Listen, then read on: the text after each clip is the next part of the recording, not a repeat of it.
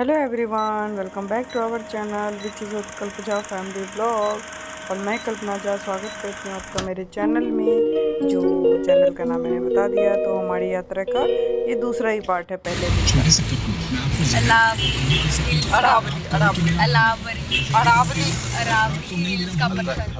मैं कहूँ यार फिर भी पी लो, मेरी वजह से पी लो। और आपको भाई मनी नहीं है मेरा, क्यों पी लो? तो मैं कहूँ यार मन नहीं है तो भी पी लो, और आपने उसे पी लिया। याद आएगी ना, तो क्या होगा? जयपुर जहर रिएक्ट करेगी। हाँ, अपनी प्यारी बेटी को दे देना हॉटस्पॉट। अरे उस टाइम आपने दिया था, वो कनेक्ट ही नहीं हुआ था ना। अब इनकी लड़ाई मन से उसका वास्ता नहीं। अरे मैंने करवा दो ना, आप तो सिम भी मिल गया। करो ईश्वर का ध्यान करो, अभी के लिए करवा दो 20 रुपए वाला। दे दो अपनी प्यारी बेटी को हॉटस्पॉट। आप जैसे जैसे नाम जाप करोगे आप पवित्र होते चले जाओगे। सुरक्षा घेरा तैयार होता चला जाएगा, जो इतना हर मिनट में का टूटता है जुड़ता है। दे क्यों दिया? कोई टेंशन नहीं। प्यारी बेटी यार, खाना दिखाना जल्दी तो देखा क्या क्या लिया? हाथ दिखा। टॉफी है 5 रुपए की। तेरा देखा, तेरा टॉफी देखो। हाँ फिर बस कहती कि नानी वगैरह सब कुछ आता है या नहीं सारा। तो नानी के क्या आ गए, अंकल आ गए क्या?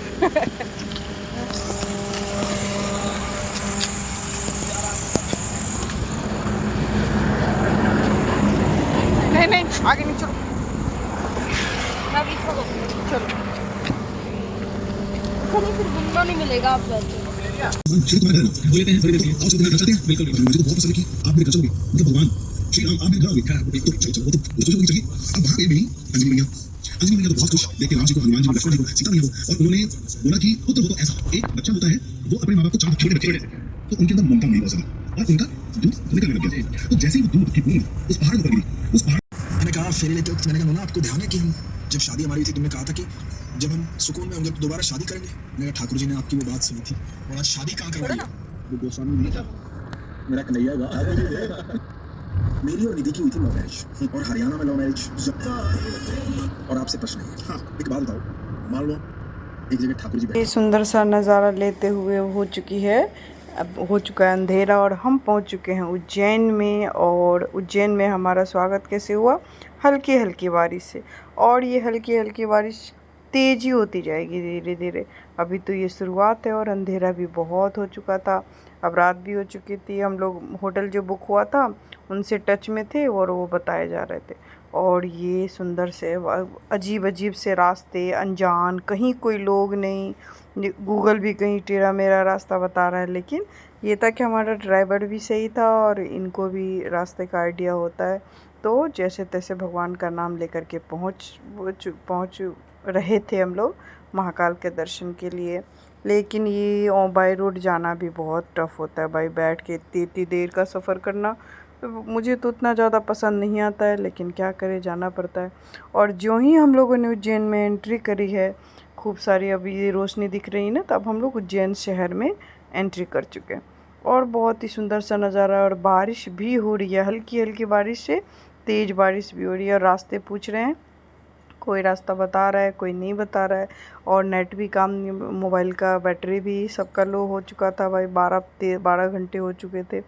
लेकिन फिर भी पूछते पाछते कुछ गूगल के सहारे से, ये गूगल देख देख के बताते जा रहे थे। और ड्राइवर भैया जब भी बैठे थे ना, वो बोले थे मुझे तो इतना पता, मैं अभी आया हूँ, 1 महीने पहले मैं आया हूँ वहीं से, और सब पता, उनको कुछ भी पता नहीं था। बट कोई बात नहीं, जब भगवान का साथ हो तो बड़ी से बड़ी मुश्किलें पार कर लेते हैं। तो ये तो सफ़र ही, और हम भगवान के पास ही जा रहे हैं, तो भगवान तो हमें रास्ता दिखाएंगे ही दिखाएंगे। और भगवान ने हमें सही में एकदम अच्छे से गाइड किया और एकदम सही सलामत अच्छे से सबको पहुंचा दिया। हमारे दर्शन भी बहुत अच्छे हुए। और फिर तो बस इसके बाद अब पहुंचते हैं, देखते हैं कैसा नज़ारा है शहर तो देखने में। और एक बात बताऊं, उज्जैन और इंदौर दोनों शहर, इतना साफ़ सफाई है दोनों शहर में, बहुत ही ज़्यादा। तो बस बहुत ये पहुंच गए हम लोग अपने होटल रूम में। तो मैं थोड़ा सा होटल का टूर देती हूँ, ये लोग आगे पहुंच चुके थे और सामान रख दिया है। मेरा बेटा बोलता है लाओ मामी मैं वीडियो बना देती हूँ, लेकिन मेरी हालत तो वैसे बहुत ख़राब थी। मैंने बोला भैया मैं अब सामने नहीं आ सकती, मैं थोड़ी सी दिखा दूँ मैं कितनी थक चुकी हूँ। तो ये रहा सामने बड़ा सा मिरर दिया हुआ है जो रेडी होने के लिए। और हमें बहुत बड़ा बेड, इतना बड़ा बेड था ना कि इसमें कम से कम 8-9 लोग भी आराम से सो सकते हैं। और रेट भी सही था, सब कुछ सही था, मंदिर के आसपास ही था। और ये पुराना सा गोदरेज दिया हुआ था जो हमने यूज़ भी नहीं किया, खोला भी नहीं, रात भर ही तो रहना था। और बाहर ये बालकनी है जो शीशा लगा था, तो मैं बोल रही हूँ मेरे बेटे को ज़रा इसको खोल देना बाबू, तो ये खोल रहा है। और खोल के दिखाते हैं बाहर का नज़ारा, जो कि हो रही है बारिश। लेकिन बहुत सारे, ये हर घर में इन लोगों ने अपना ये रेस्टोरेंट होटल वगैरह सब ने बना रखा है। पूरे जितने भी दिख रहे हैं ना, सब में लोग रह रहे हैं, सब भरे पड़े। तो बस इसकी ये देखने के बाद में ये सुंदर सा बहुत अच्छा लग रहा था, बहुत सुकून है। दिल्ली से तो हर जगह सही है, सब जगह का वो हवा जो है साफ़ है और पानी भी ठीक है, सब कुछ अच्छा लग रहा था, साफ़ सफाई भी बहुत थी। और ये हम लोग को रूम मिल गया है, तो अब बैठेंगे, रेस्ट करेंगे, सब नहाएंगे धोएंगे, फ्रेश होंगे। और बस नहाने के बाद जो सुकून है क्या ही बताऊँ मैं, बहुत अच्छा लग रहा है कि पूरी थकान दूर हो गई जैसे नहाने के बाद में। तो फिर हम लोग नहा के बैठ चुके हैं, खाना ऑर्डर हो चुका है। खाना इन दोनों ने डोसा मंगाया था और हम दोनों ने एक ही थाली मंगाई थी, और मतलब अपने वो उस वाले पेपर में खाना खा लिया था हम दोनों ने अपना अलग अलग।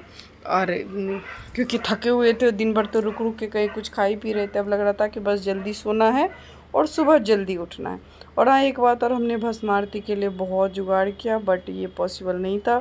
एक जने का 2000 रुपये चार्ज था, वो भी एक दिन बाद। और बाई लक का आप अगर करोगे बुक तो एक दिन बाद का होगा। जैसे हमारी दर्शन 24 को हुई थी ना, तो हम 24 को बुक करते तो 25 का होता फिर। तो हमने कोई बात नहीं था बाबा का लिखा हुआ दर्शन, तो हम क्या कर सकते हैं। तो हम लोग भस्म आरती नहीं देख पाए, जुगाड़ लगाए, 2-2 हज़ार रुपये था, फिर 8-10 हज़ार रुपये लगने थे। तो पता नहीं, देखेंगे फिर कभी लाइफ है, मौका मिला तो ज़रूर जाएंगे बाबा के दर्शन के लिए। वीडियो अच्छी लगी हो तो लाइक कीजिए, सब्सक्राइब कीजिए, शेयर कीजिए। मिलते हैं अगली वीडियो में। Thanks for watching, bye bye.